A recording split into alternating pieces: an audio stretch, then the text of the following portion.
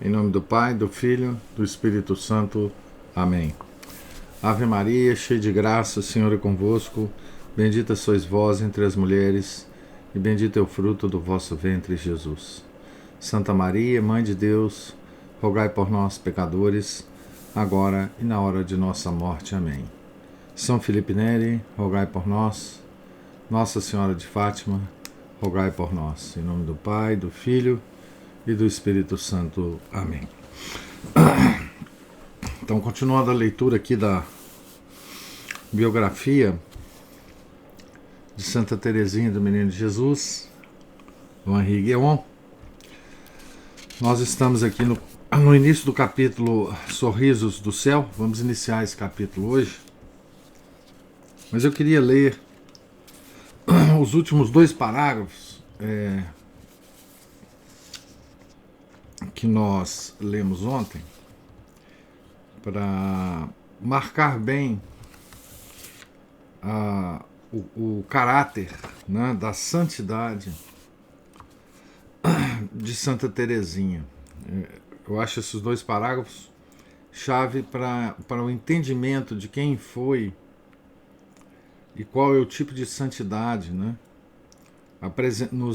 que nos é apresentado por Santa Teresinha. Diz aqui então o Henri Guéon: assim foi Teresa, assim permaneceu. Aos 4 anos, escolhia tudo, tanto o mal como o bem, na expressão da sua vitalidade natural. Na idade da razão, teria escolhido todo o mal, se o meio em que se criou e a graça divina não se tivessem oposto. Corrigida pela educação, pela oração e pela infusão do Espírito Santo, optou pelo bem, por todo o bem, pelo soberano bem, pelo absoluto na sua plenitude. Mas os meios que usará para abraçá-lo, meios de uma desconcertante humildade, não devem toldar-nos a visão nem impedir-nos de observar a ambição que domina o seu caráter. Teresa irá decalcar a sua própria vontade, traço a traço, sobre a vontade de Deus. Este é o drama da sua vida e o milagre do seu destino. Se subestimássemos um ou outro, o drama ou o milagre, se reduzíssemos indevidamente à parte terrena ou à parte celeste que nela se opuseram num combate sem tréguas, banalizaríamos o seu caso e amesquinharíamos a sua figura. É preciso reiterar incansavelmente que não temos diante dos olhos uma humilde e terna mocinha, alguém que mereceu, em troca de uns minguados sacrifícios, ser arrebatada ao céu num ruflar de asas, no meio de flores em profusão. Pelo contrário, estamos diante de uma criatura de paixão e vontade férreas, submetida, como todos nós, à soberba da vida, e que o eterno amor, sem amortecer-lhe as capacidades, soube domar e encaminhar para os fins por ele almejados. Bom, eu acho que essa aqui é a chave, né, do entendimento de quem foi Santa Teresinha. E por isso, de novo, né, repetindo, eu acho que ela é um exemplo de santidade para todos nós, miseráveis pecadores, né? porque ela é diferente das outras santas que a gente vê por aí, né? Que já foram desde a infância presenteadas com graças, muitas graças e muitos êxtases. Não, não. Ela era uma menina impulsiva, orgulhosa, ambiciosa, teimosa, mesmo adolescente, né? E conseguiu vencer esse temperamento, essa vitalidade, né, natural, né? Conseguiu vencer a soberba da vida, que é uma expressão teológica, né? Vem lá do Evangelho de São João. Uma das 3 concupiscências, né? Tá certo? Então vamos agora ao capítulo intitulado Sorrisos do Céu. A morte da mãe. Maria tinha presenteado as irmãs Celina e Teresa com terços de um tipo especial usado pelas alunas internas do convento da Visitação de Mans, para contarem os seus atos de virtude. Cada vez que alguém se privava voluntariamente de um prazer, socorria um pobre ou reprimia um movimento de ira, puxava uma das contas, que permanecia separada das outras. E assim ia aumentando pouco a pouco a cadeia dos sacrifícios que fazia. Nós estamos precisando de um terço desse, né? Uma prática ascética desse tipo, semelhante a um jogo, mas tingida de heroísmo, é normalmente bem acolhida nessas idades, sobretudo se faz acompanhar, como nesse caso, de emulação. Tá aí uma ideia para as mães, né? Fazer esse terço aí para os filhos. Um joguinho, né?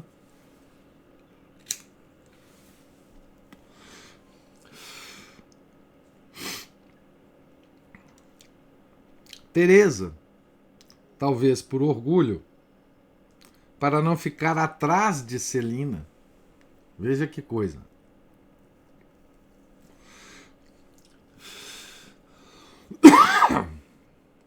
Ela estava disputando com a Celina, né?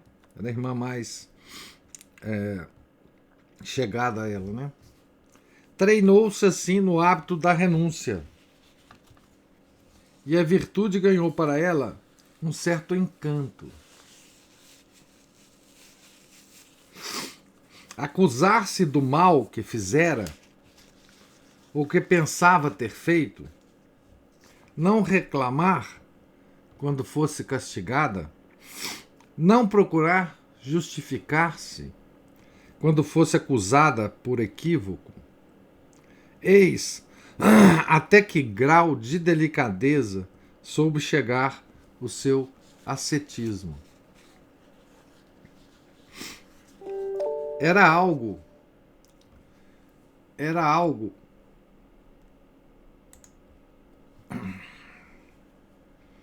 que inebriava e exaltava as duas meninas, sem, no entanto, custar-lhes quase nada. O hábito do sacrifício chegou a tornar-se nelas como que uma segunda natureza. Ambas envolviam as suas práticas num segredo compartilhado só por elas, o que aos seus olhos só lhes dava mais valor.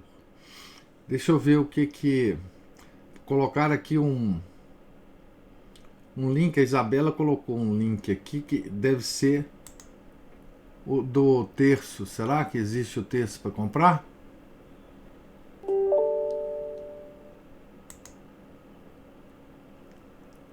Tem um terço aqui Conta consciência. Deve ser o mesmo terço. Olha, ótimo, já tem isso aqui, hein, gente? Vocês podem... Conta consciência, ó. As contas ficam fixas. Extraordinário. Eu não sabia que existia para comprar. Então tá aí a sugestão para comprar para os filhos, né?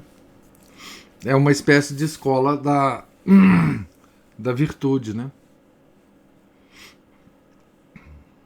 Até para adulto, né?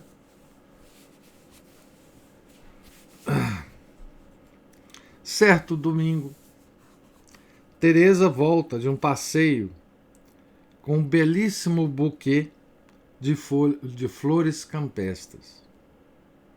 Só Deus sabe quanto ela ama as flores e como lhe é difícil desprender-se delas. E não é que a mãe, inconsciente da dor que vai causar-lhe, lhe pede o buquê para o altar de Nossa Senhora? Não se pode recusar nada à Santíssima Virgem, e não se pode recusar nada a uma mãe. Teresa consente, desprende-se, mas a contragosto, com a morte no coração. Soube, porém, esconder com tanto cuidado, a sua revolta e os seus prantos, que somente a sua irmã Celina pôde adivinhá-los. Apesar da sua sensibilidade excessiva, chegará o dia em que Teresa não mais chorará.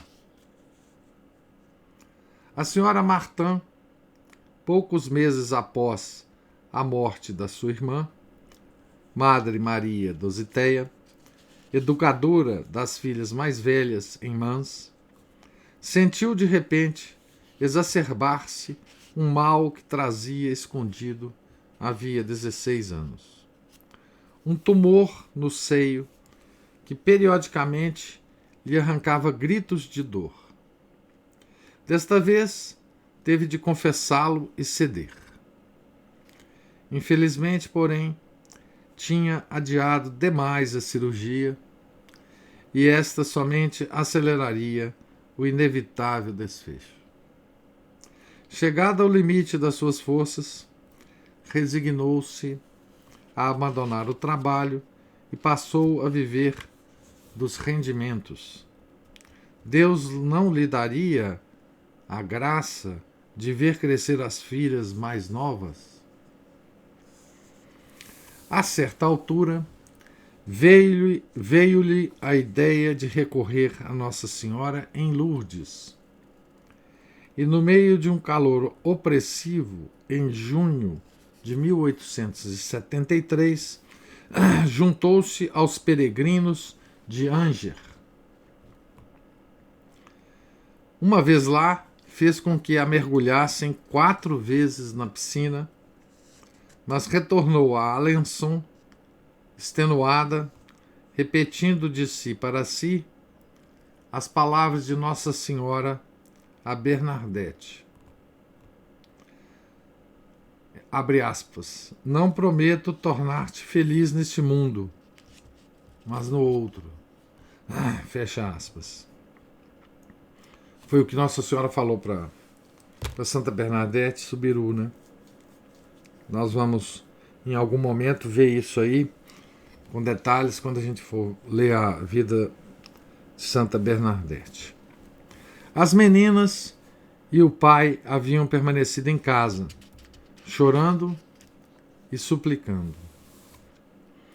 Como o desfecho se aproximava, Celina e Teresa foram passar uns tempos na casa de uma senhora de Alençon, para não terem de acompanhar o drama cotidiano do martírio da mãe. A senhora Martin levantou-se uma última vez para presidir entre aspas, né, presidir, com o senhor Martin, a uma distribuição de prêmios para a virtude, organizada por Maria. Celina e Teresa vestiram-se de branco e receberam das mãos da mãe uns livros e umas coroas de papel dourado. A 26 de agosto, trouxeram-lhe o viático. Teresa assistiu de joelhos à comunhão e à extrema unção. Era o fim. Beijou, sem uma lágrima sequer, a fronte gelada da mãe e permaneceu longo tempo parada no corredor, diante do féretro. Não conhecia ainda o abismo que a morte de uma pessoa querida cava no interior do ser humano. Mas, mesmo assim, soube enfrentar a morte e a dor. Os seus pequenos sacrifícios diários permitiram-lhe suportar esse outro sacrifício mais cruel, sem trair o despedaçamento da sua alma. Além do socorro da graça e da certeza absoluta quanto à felicidade da sua mãe no céu, havia nela uma força de vida, uma força de alegria que negava ao nada todo e qualquer poder. Depois do enterro, quando a empregada se lamentou: pobres meninas, já não tendes mãe, Celina lançou-se nos braços de Maria. Tu serás a minha mãe.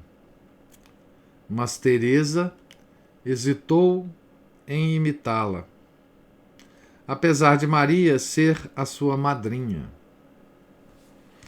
É que vira Paulina entristecida, talvez um pouco enciumada, sem uma filhinha para amar. Encostou imediatamente a fronte sobre o coração trêmulo da irmã e bradou: é Paulina que será minha mãe. Quem suspeitaria, naquela altura, da importância espiritual que teria essa nova ligação, espontaneamente iniciada? Pois seria Paulina, precisamente, quem mais tarde haveria de abrir as portas do Carmelo à irmã Teresa do Menino Jesus. Então está aí a perda da mãe, a reação de Teresa, né? A perda.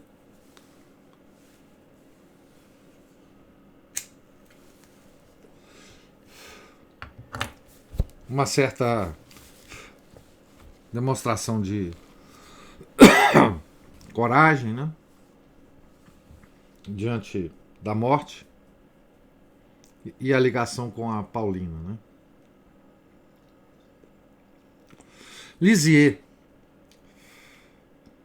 Foi necessário deixar Alençon, com as suas calmas ruas pouco comerciais, as pequenas pontes arqueadas sob o Sarthe e o Brilhante, os amáveis riachos bordejados de jardins estreitos, as paredes amareladas e severas da praça central, as austeras e compactas igrejas e os seus campos cinzentos, ondulantes, discretos e graciosos. Alençon é uma cidade que não se pode deixar de amar. Não tem outra indústria além dessas rendas que mais parecem um sonho. E mesmo enquanto alimenta os seus filhos, é uma cidade que sonha e reza, e que ajuda a sonhar e a rezar.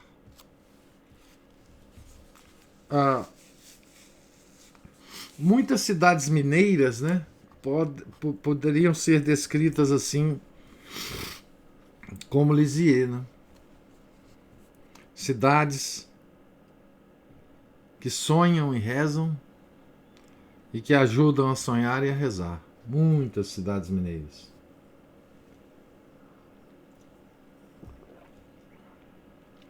Dado o seu espírito poético, que não devemos desprezar, o que Teresa mais deve ter lamentado perder com essa mudança foi certamente o ambiente que alimentara os seus sonhos infantis.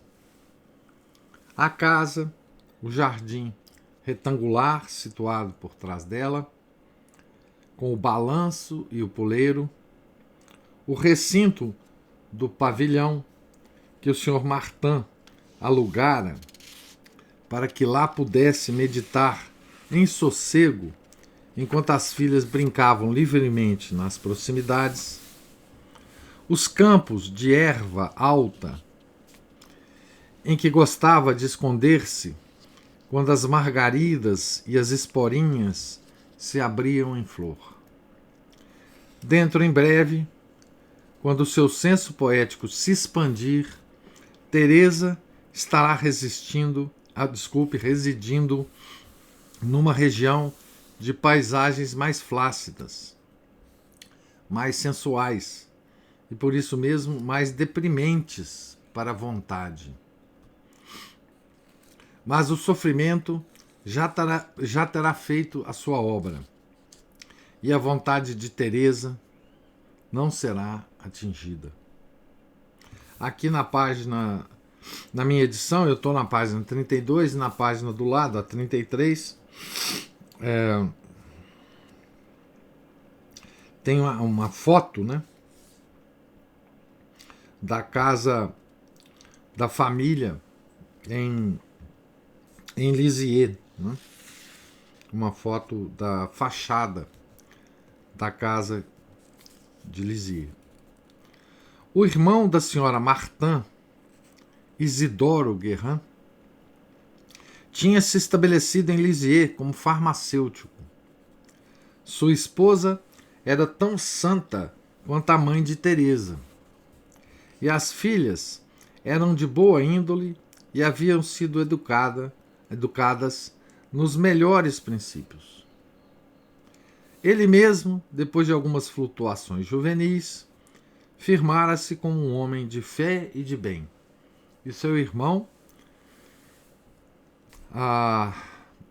da senhora Martin, né? Então, estabelecido em Lisieux. No seu leito de morte, a senhora Martin expressara ao marido o desejo de que fosse buscar junto do cunhado o apoio e o consolo que nenhum outro amigo ou parente em Alençon poderia proporcionar-lhe.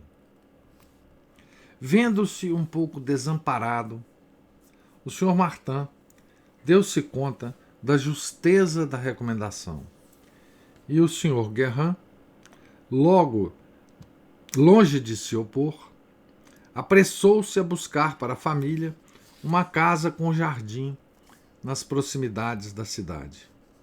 As meninas para lá se mudaram, ainda antes do fim do verão, e o pai foi morar com elas em novembro. A casa chamava-se Le Buissonnet, que significa os arbustinhos. Nos Buissonnets. De todos os recantos carregados de lembranças de Teresa, este é o mais eloquente, o mais íntimo, o mais bem conservado.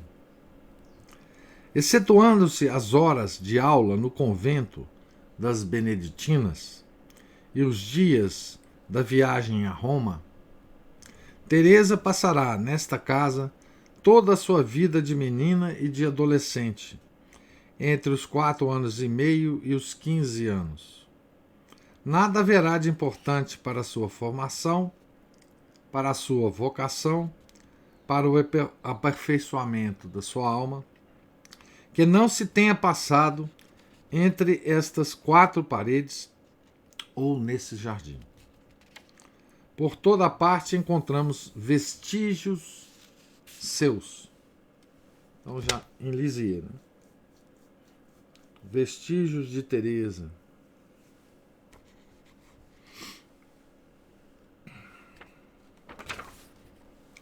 Recolhamo-nos sem esforço e prescindindo das imagens pias acrescentadas à casa. Deixamos para trás. Então, aqui, o Henri Guéon vai fazer aqui uma coisa que ele sabe fazer extraordinariamente bem, né? Ele vai nos levar numa viagem imaginária pela casa, né? Deixamos para trás a estrada de Trouville, hoje transformada numa rua comercial opulenta. Por entre vergéis, casinhas, terraços, subimos uma vereda sinuosa e sombreada. Uma porta talhada na parede, alguns degraus de pedra, uma grade modesta. É aqui.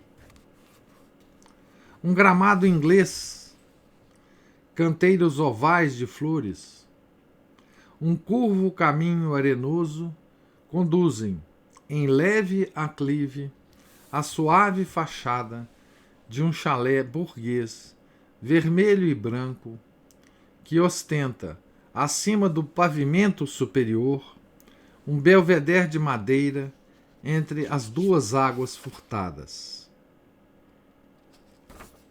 Se vocês acompanharem vendo a foto, fica melhor. Envolve-a numa dupla massa vegetal digna dessa região em que reinam as árvores.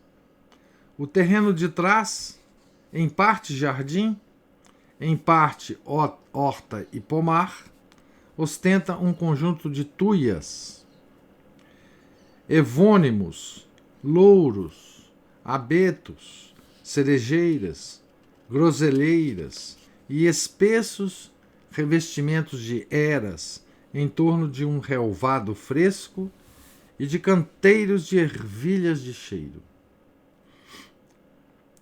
O fundo sugere corredores secretos, divertidos em esconderijos sobre a proteção da folhagem. Eu já estou até sentindo o cheirinho desses campos aqui que ele está descrevendo. Diante da lavanderia,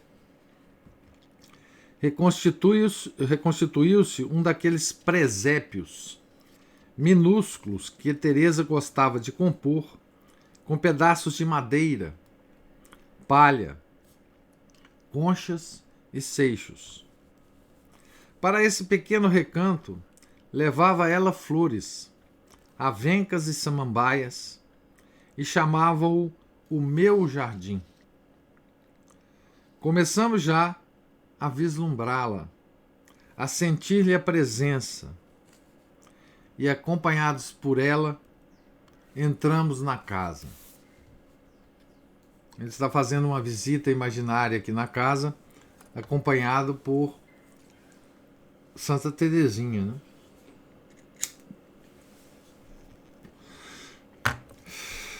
Diante da lavanderia, já li isso aqui. Desculpem. Logo notamos que a residência é mais sombria que a de Alençon. O cômodo de entrada, que já foi cozinha, é essa aí, essa casa mesmo, né? A Isabela está colocando as fotos aí da casa que a gente está entrando aqui, né, com o Henri Guéon, né? Tá certo?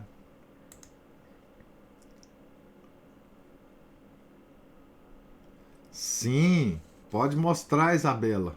Todo mundo vai curtir aqui. Quem tiver no Hangout, no Skype, vai curtir. Estão todas na internet isso aí, né? Porque tem fotos, né? Nessa época já tinha tecnologia, né? Das fotos. E muitas outras, né? No final do século XIX é muita. Ah, essas são suas! Puxa, isso aqui é chique. Essas são fotos da Isabela, olha. Muito bom. É porque eu não cliquei nelas aqui não, Isabela. Muito bom, muito legal.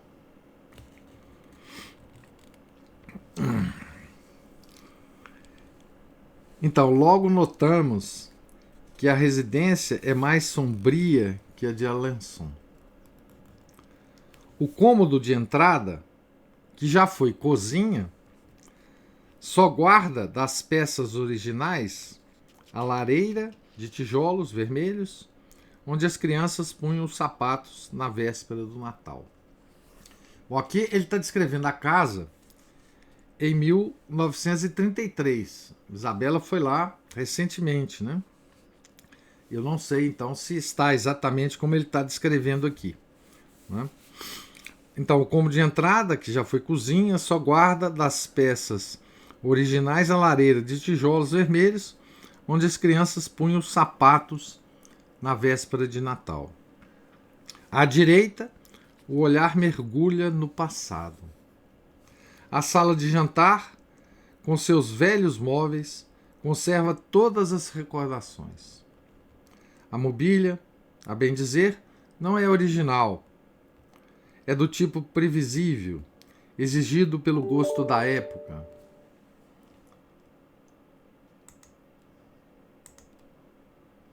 Ela está colocando a Isabela agora está colocando as fotos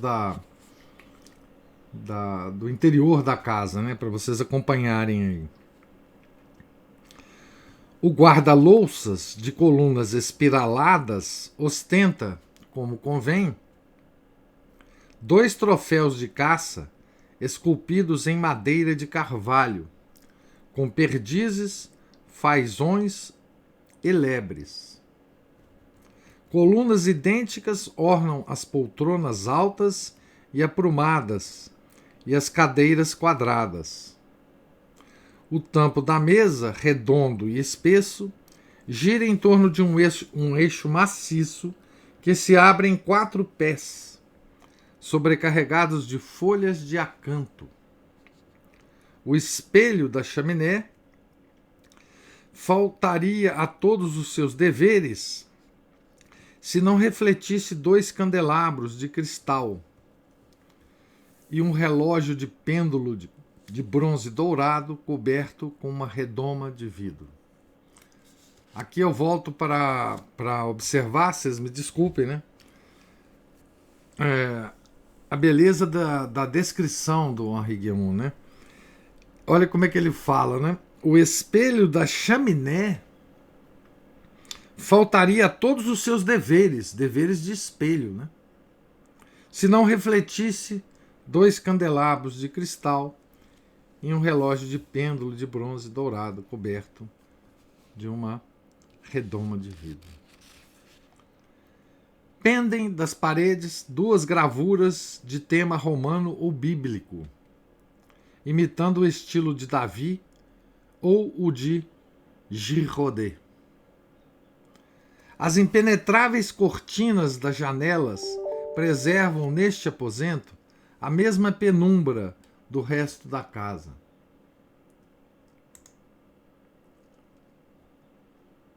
Pois é, e a Aline está falando, né?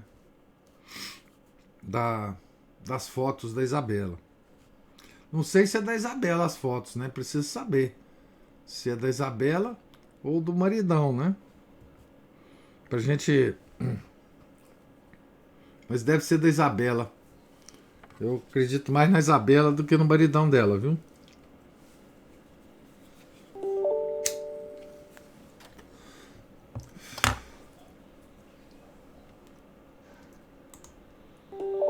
Ah, ela está sendo politicamente correta aqui, ó.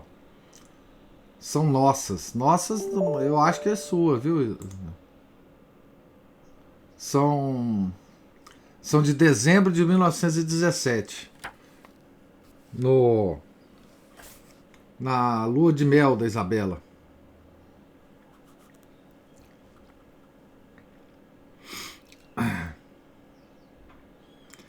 As impenetráveis cortinas das janelas preservam, neste aposento, a mesma penumbra do resto da casa. Há uma harmonia perfeita dentro do convencional. É o autêntico luxo burguês do século XIX, na sua severidade, na sua solidez, tal como se estabeleceu de uma vez por todas na província. E o mesmo se pode dizer do quanto o Sr. Martin, do quarto do Sr. Martin, no andar de cima. Agradam-nos especialmente os móveis de acaju, o tecido do baldaquino, das cortinas e dos assentos, semelhante a uma vegetação rasteira de folhas verdes, azuis e negras, não perpassada sequer por um sopro de ar.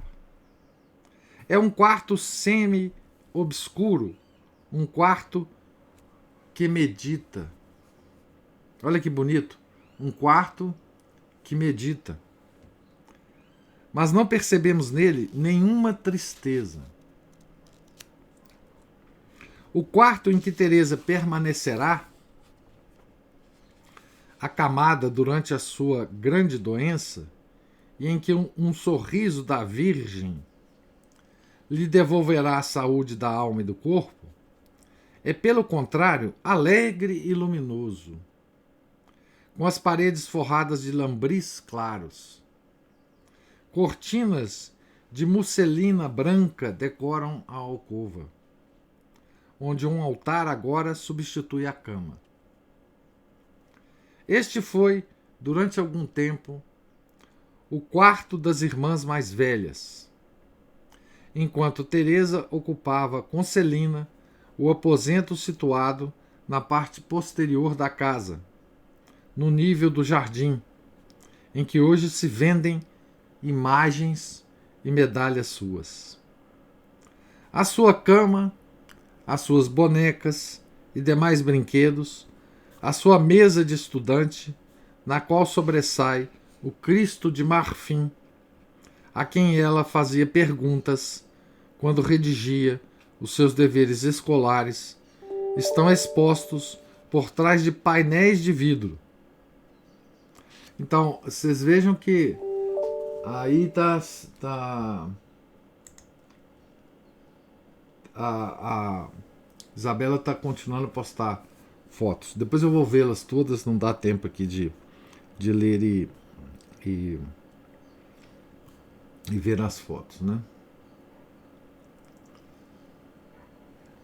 A Aline está ajudando aqui a Isabela aqui no politicamente correto dela. Então veja bem, gente, olha que coisa incrível. A sua mesa de estudante, na qual sobressai o Cristo de marfim, a quem ela fazia perguntas enquanto redigia os seus deveres escolares. Entendeu? Olha, Santa Terezinha, né? Tirava as dúvidas escolares com Nosso Senhor. Tá certo? Veja bem que coisa incrível, né?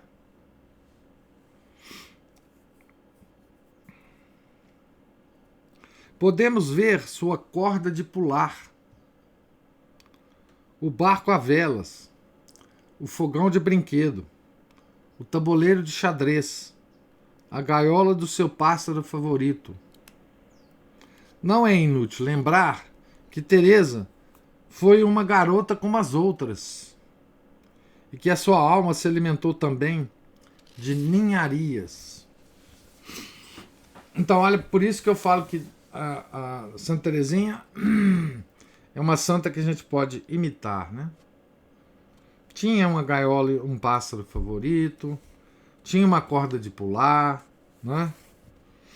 Tinha um tabuleiro de xadrez, um fogãozinho para brincar, enfim, uma coisa absolutamente normal, né? Apenas alguns privilegiados poderão visitar o Belvedere, que servia de sala de estudo e de oração para o Sr. Martin. Ninguém vinha perturbá-lo ali, a não ser para prestar contas das obrigações diárias. Aquela sala era como um mirante fechado, por vidros brancos e azuis, aonde o pai se retirava para receber os conselhos do Espírito de Deus. Era o seu grande São Bernardo, na falta de outro. Será que dá tempo da gente ler aqui a última parte? Vamos tentar ler essa última parte. Se o tempo estourar um pouquinho, vocês me desculpem. O meu nome está escrito no céu. E isto é tudo. Já sabemos bastante sobre a residência. Doravante, os incidentes e acontecimentos suceder-se-ão naturalmente nesta casa, que Teresa desbrava com um indiscreto encanto. Logo ao chegar, corre atrás do jardim e colhe uma groselha tardia, com a cabeleira abundante, solta ao vento e sobrevoada por uma borboleta de cetim preto. De repente, estaca, entristece-lhe o rosto e, de volta ao quarto, cai de joelhos e debulha-se em lágrimas. O que aconteceu? A fim de provar a força da sua vontade e da sua fé, e não para entristecer o pai, Teresa reprimira e escondera a sua dor durante todos esses dias, mas agora o seu heroísmo desaba. A viagem, a instalação, a novidade do lugar tinham-na distraído por um momento, até que, caindo em si, começa a acusar-se de frivolidade, de secura interior, de ingratidão para com a mãe morta, de falta de coração. A sua sensibilidade natural explode por fim. Chora, geme, bate no peito, permite-se todos os exageros de que é capaz uma menina extremamente sensível. Superada a crise, a criança viva, esperta e exigente que conhecemos já não será a mesma.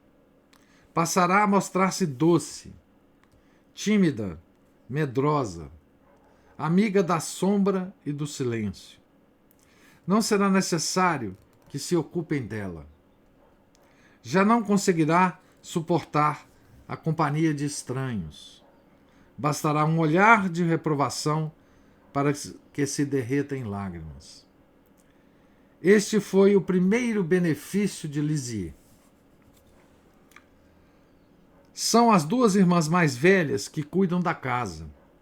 É a vez de Leônia e Celina fazerem os seus estudos, em regime de semi-internato, no convento das Beneditinas. O que se traduz, para Teresa, numa menor frequência de jogos e brincadeiras. Ao mesmo tempo, Paulina, sua mãezinha, passa a ensinar-lhe o beabá. Entretanto, o Sr. Martin envelheceu bastante. Cabelos e barba tornaram-se-lhe brancos. Livre de ocupações, dedica-se apenas às filhas, às obras de caridade e à sua alma. Segue o horário de um monge. Missa de manhã na catedral, trabalho no jardim, leitura, terço, almoço. De tarde, visita o Santíssimo Sacramento, a Nossa Senhora, a São Tiago, a Capela do Carmelo e a Sainte-Desure. Frequentemente, em companhia da filha mais nova. Passeio ao longo do riacho de Tux. Visita ao Sr. Guerrin. Regresso. Jantar. Orações da noite em família. E a vida da menina está dividida do mesmo modo entre as lições.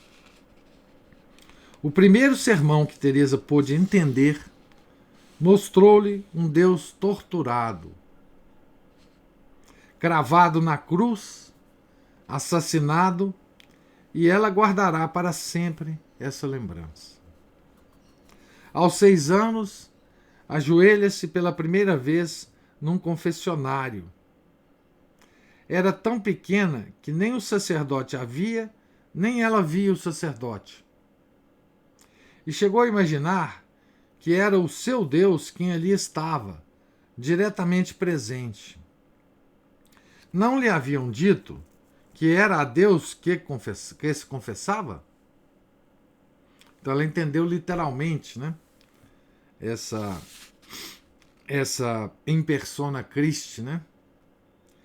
Com a ajuda da graça e da oração, quase nunca deixava de pensar em Deus e pouco a pouco ia penetrando na realidade de Cristo.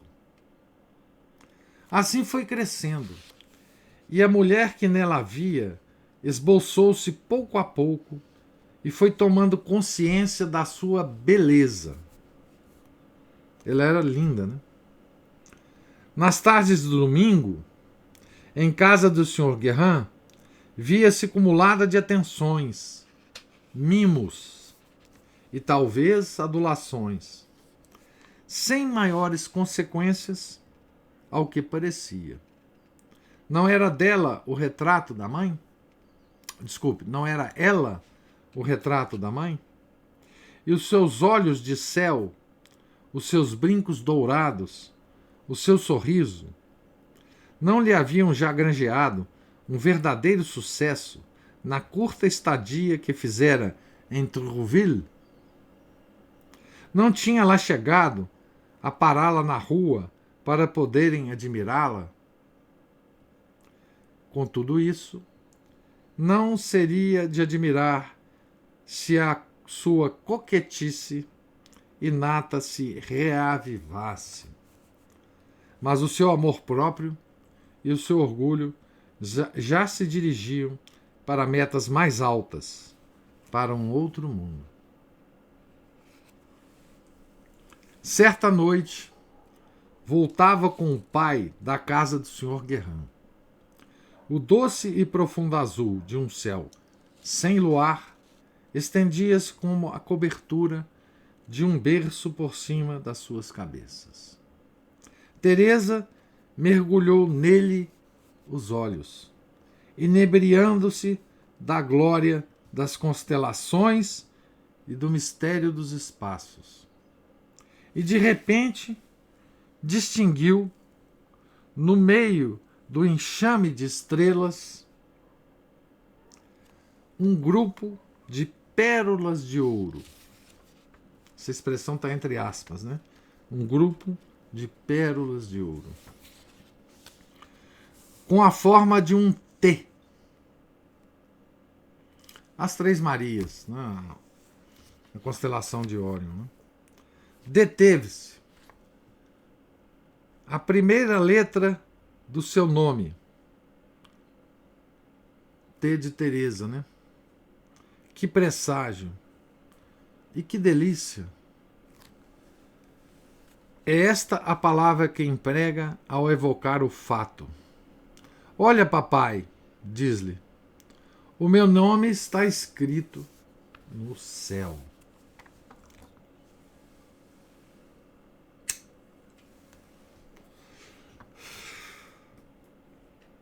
É realmente um presságio, né? Olha, papai, o meu nome está escrito no céu. Não era petulância, nem criancice. Teresa acreditou nisso com a firmeza do ferro. A honra que o céu lhe fazia não lhe pareceu desproporcionada à sua pequena pessoa. Aliás, certamente não era desproporcionada a ambição espiritual do seu amor. Nada mais querendo saber das vãs coisas da terra, pediu ao pai que a levasse nos braços para casa. Chegou de volta aos Boassonê com a cabeça perdida entre os astros, santificada, beatificada, canonizada por ela mesma, isto é, dando-se já por satisfeita com a certeza de vir a sê-lo algum dia. Seu pai, aceitando a fantasia, não pensou sequer por um minuto em chamá-la à humildade.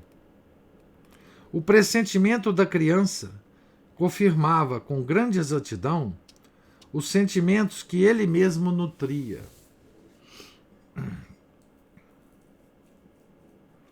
Isso é que a gente fala da criação, né, de Deus, né? Alguém estava lembrando outro dia que São Boaventura disse que Deus escreveu 2 livros, né? O livro da criação e as Sagradas Escrituras. Então aqui a gente vê uma menina, né, que não estava envenenada pelas concepções modernas do universo, que conseguia distinguir clarissimamente, né, o Criador nas coisas criadas, né? Olhava para o céu e via Deus, né?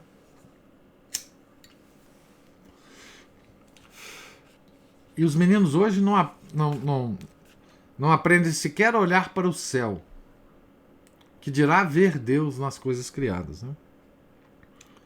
E que é o que a gente precisa ensinar às nossas crianças, né? Mas pode a santidade enxertar-se no orgulho? Sim, pois antes de tudo, a graça está enxertada na natureza. Existe um santo orgulho, tal como existem santas cóleras. O objeto supremo da santidade é menos o esvaziamento da pessoa humana do que a posse da divindade. Nesse parágrafo aqui tem muita coisa de teologia, né? Um santo orgulho. Nós vamos aprender isso com Santa Teresinha. Deixemos Teresa Martin entreter-se ainda com o que se poderia chamar a ilusão da sua futura glória. Em breve veremos que as coisas não são tão fáceis, pois descobriremos o preço que terá de pagar pela autêntica realidade dessa glória. Ninguém está proibido de dizer: serei santo. Pelo contrário, é até necessário querê-lo com toda a vontade e com toda a constância, com uma vontade mais tenaz que a dos poderes da natureza e do pecado, com uma constância igual à da graça, que pode, para o nosso progresso, criar noites escuras em nós. Teresa conhecerá longas noites sem estrelas. Por ora, sorri para o céu e o céu parece sorrir-lhe. Antes de franquear-lhe as portas, porém, o céu a esmagará com todo o peso do seu amor. Então aqui termina esse belo capítulo, né? Com essas belas palavras do Henri Guéon, e nos faz prever, né, as próximas páginas aqui da biografia. Eu paro aqui então, nesta página 38, que é o final do capítulo, né? E amanhã nós começaremos no próximo capítulo, que se intitula Primeiras Cruzes e Mais Sorrisos. Lembramos que que o capítulo que a gente acabou de ler chamava Sorrisos do Céu, né? Então, primeiras cruzes e mais sorrisos. Eu pergunto se vocês têm alguma observação, alguma pergunta sobre essa leitura de hoje. Felipe está digitando ali.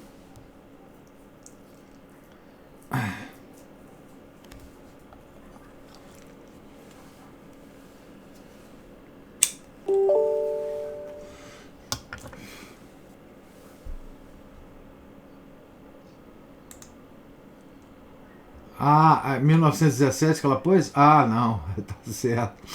Ele tá brincando aqui com a Isabela.